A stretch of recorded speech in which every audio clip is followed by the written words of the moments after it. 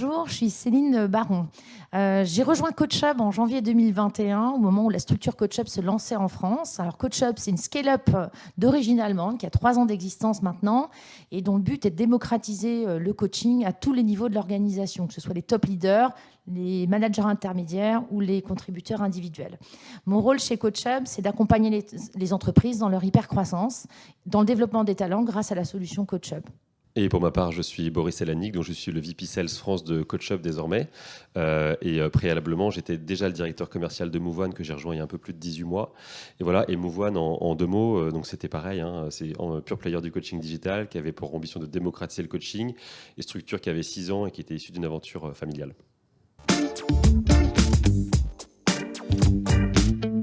C'est une bonne question, on se l'est nous-mêmes posé. Déjà, en fait, ce qu'il faut se dire, c'est que c'est 2 boîtes qui sont toutes les 2 des pure players du coaching digital. Donc, je vais pas revenir sur les métiers, mais l'ambition initiale de démocratiser le coaching à l'ensemble des collaborateurs, c'était la même. Ensuite, c'est 2 acteurs qui sont issus d'une aventure familiale. Il y avait d'un côté les frères Manoukian du côté de Move One et de l'autre côté les frères Nibelschutz côté CoachHub. Voilà, donc il y a forcément dans la manière d'écrire les aventures des choses qui se ressemblent et qui ont rapproché les 2 entités. Une qui est finalement assez française, voilà, qui était Move One, avec un développement assez franco-français, même s'il y a pas mal d'opérations qui étaient déjà faites un petit peu partout en Europe et dans le monde.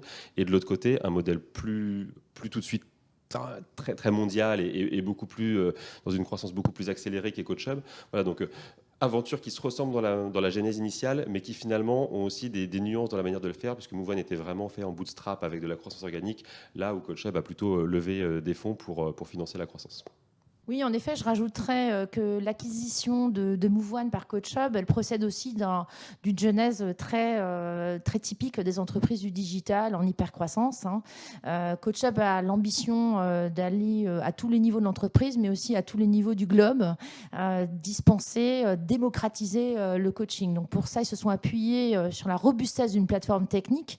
Donc au départ, dans l'ADN de CoachHub, il y a vraiment cette notion de SaaS modèle, de modèle économique et technique axé sur le SaaS, avec des algorithmes, une puissance produit technologique assez forte, algorithmes pour matcher coach et coaché, puissance d'un réseau de coachs appuyé par des alliances avec des associations de coaching, comme on a l'IFC ou l'MCC en France, par exemple, et un modèle de contenu hyper personnalisable. Donc cette approche technique se complétait très bien d'une approche plus locale, axée sur des parcours pédagogiques et une proximité client qu'avait développé Move One de par toute son histoire. Donc cette alliance entre une vision horizontale, j'ai envie de dire mondiale et très technologique, et une vision plus verticale, plus axée contenu, se combinait parfaitement bien. J'ai envie de dire qu'on est une entreprise globale de ce fait. Effectivement, on était chez Move One dans la position de l'entreprise qui se fait racheter, et c'est jamais simple. Pour moi, ça a été en 2 temps, et je l'ai vécu vraiment en 2 temps, parce que je l'ai vécu déjà en tant que membre du comité de direction. Donc il y a une première réaction dans un cercle fermé, et honnêtement, c'était pas le projet. Donc il faut se dire que c'était un moment où il fallait accueillir cette nouvelle, et ça a été un peu une bombe. Et après, en fait, on réfléchit, on comprend très bien, et honnêtement, c'était un excellent choix, et ça avait finalement beaucoup de sens. Et au-delà de l'impact personnel, il y a aussi quand on l'annonce aux équipes, et je me souviens, je crois que des 2 côtés, on l'a annoncé quand on partait juste après en séminaire, chacun de nos équipes respectives, et honnêtement, ça a été une espèce de bombe. C'est-à-dire énorme surprise, personne ne s'y attendait. Et donc, quand c'est une bombe et une surprise, forcément, il y a des réactions, il y a de tout. Il y a des gens qui sont déçus, il y a des gens qui sont excités, il y a des gens qui parlent de trahison. On a entendu des mots très, très forts, et on doit vraiment les entendre en tant qu'entrepreneur, en tant que leader, etc., de ces entreprises qui sont en transformation. Et voilà, donc ça a été, premier effet, ça a été vraiment surprise. Et après, encore une fois, même process, c'est la courbe du deuil, vous savez. Et donc, même process, finalement, on commence à réfléchir pourquoi. On voit beaucoup de synergies. On commence à faire rencontrer les équipes. On apprend à se connaître. Finalement, on aligne les roadmaps et on voit qu'on avait les mêmes ambitions. Et encore une fois, on a le même métier à la base et la même ambition mondiale. Donc finalement, on a aussi beaucoup œuvré avec l'ensemble des équipes pour faire ce rapprochement de manière la plus smooth et la plus pérenne possible sur la fin d'année, pour préparer au mieux 2022, qui est la vraie année de fusion, là où on a intégré l'ensemble des équipes. Mais je vais peut-être laisser la parole à Céline, parce qu'elle a vécu encore avec une position un peu différente. Alors, position assez différente, effectivement, parce que si je parle à titre personnel, je n'ai pas été très surprise. J'avais une petite intuition de rapprochement, due sûrement à une expérience professionnelle aussi, puisque historiquement, j'ai toujours œuvré dans des entreprises du digital qui, par définition, à un moment donné, rencontrent la question de s'allier pour se renforcer, aller plus loin. Donc, la consolidation sur un marché aussi exponentiel que celui du coaching digital, elle était de fait dans le paysage. Donc, je m'en doutais un petit peu. Et de l'autre côté, je dirais qu'il y a quand même eu l'effet waouh, l'effet surprise. Effectivement, mon souvenir personnel, affectif, on va dire, c'est celui du séminaire de l'équipe Coach Hub à Berlin. Première rencontre en présentiel entre tous les employés qui venaient d'arriver dans l'entreprise. Pour rappel, nous étions 100 au niveau mondial en janvier 2021 lorsque j'ai rejoint l'entreprise. Et nous sommes plus de 500 aujourd'hui et bientôt 1000 à la fin de l'année. Donc, c'est vous dire que le paysage humain, il change aussi très vite. Et lorsqu'on a fait ce séminaire, on se rencontrait pour la première fois en présentiel. La grande annonce, c'est nous avons de nouveaux amis. Donc, nous avons de nouveaux amis et les supputations allaient dans le sens d'une levée de fonds, ce qui a été confirmé après, une levée de fonds série B, 80 millions de dollars, et peut-être un rapprochement capitalistique. Donc, lequel, avec qui on a très vite questionné les équipes pour en savoir davantage, les fondateurs, donc jusqu'à la communiqué de presse, finalement, nous n'avions pas d'informations officielles, mais on se doutait que c'était Move One. Donc, au départ, il y a de l'excitation, parce que je pense que c'est le gage d'une croissance qui est rassurante. Je pense que quand on est capable de racheter son concurrent majeur sur un marché aussi énorme que le marché français à l'échelle européenne, en tous les cas, c'est un marché énorme, c'est que l'entreprise, elle a les reins solides, elle sait où elle va. Et le fait de racheter une entreprise qui était pionnière et leader sur son marché, comme Move One, eh ben, c'est une belle acquisition. Donc, je pense qu'il y a eu beaucoup d'excitation. Après, c'est normal, viennent les questions à titre individuel sur comment on va opérer cette alliance, comment concrètement on va réussir à faire 1 plus 1 égale 3 et pas 1 plus 1 égale 2, voire un peu moins que 2, parce que parfois il y a des pertes et toutes les fusions ne sont pas réussies et celle-ci est en bonne voie en tous les cas. C'est aussi une situation un peu particulière, c'est-à-dire que donc c'est Coach Hub qui rachetait Move One en France, sachant que Coach Hub en France, c'était environ une dizaine, quinzaine de salariés. Et donc, il n'y avait pas non plus cette sensation des deux côtés que c'était uniquement un rachat. Il y avait aussi cette volonté très vite de se dire, OK, c'est nous qui rachetons, mais en parallèle, en fait, en France, Move One, c'était 90 collaborateurs déjà.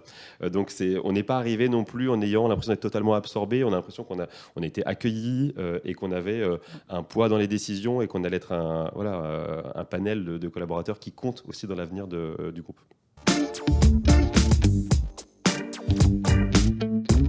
Je pense qu'aujourd'hui, j'en suis convaincue, c'est même pas je pense, je suis convaincue qu'on est en plein boom du coaching digital.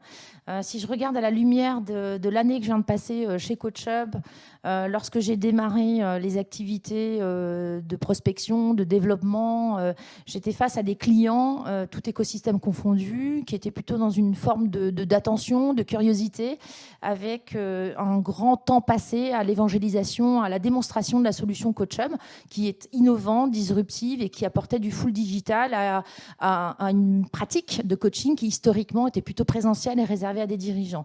Donc je pense que l'effort d'évangélisation était important et cela d'autant plus que nous étions un acteur pas pionnier sur le marché français, puisque Move One et d'autres que je ne citerai pas étaient déjà présents aussi. En moins d'un an, on peut parler de boom. C'est extraordinaire ce qui se passe sur le marché. Aujourd'hui, les choses sont beaucoup plus intégrées dans les plans RH stratégiques et je pense qu'on est en train de normaliser l'approche de coaching et l'approche de la personnalisation L&D à tous les niveaux de management et pas uniquement du niveau dirigeant. Souvent, j'aime bien dire que dans une approche L&D, il y a L comme learning et D comme development. Ben, nous, on est le D du L&D. Et c'est aujourd'hui un des piliers fondateurs et complémentaires du learning. Et je pense que ce n'est plus une initiative, ce n'est plus un pilote. On est vraiment sur une approche standard aujourd'hui. Je pense que le marché, effectivement, il est devenu très mature. Les sujets d'évangélisation, c'était vrai il y a encore 3 ou 4 ans. Là, on voit un boom énorme du nombre, juste d'appels d'offres. Le nombre d'appels d'offres l'an dernier, je crois qu'on en a eu une vingtaine ou 25 environ sur les environnements purement privés. Donc, je ne parle même pas du public, où c'est pareil, c'est en plein boom. Donc voilà, je pense que les entreprises sont vraiment beaucoup plus matures. Depuis très longtemps, les entreprises sont acculturées à la thématique coaching. Le digital, honnêtement, je pense que là, pour le coup, le Covid nous a fait aussi gagner quelques années tous en matière de transformation. On l'a vu sur la partie d'hybrid management aujourd'hui, de logique de remote, etc., qui sont vraiment pleinement déployées. Donc on a aussi bénéficié de ça. Voilà, pendant des années, on a poussé et on a évangélisé. Aujourd'hui, on en bénéficie.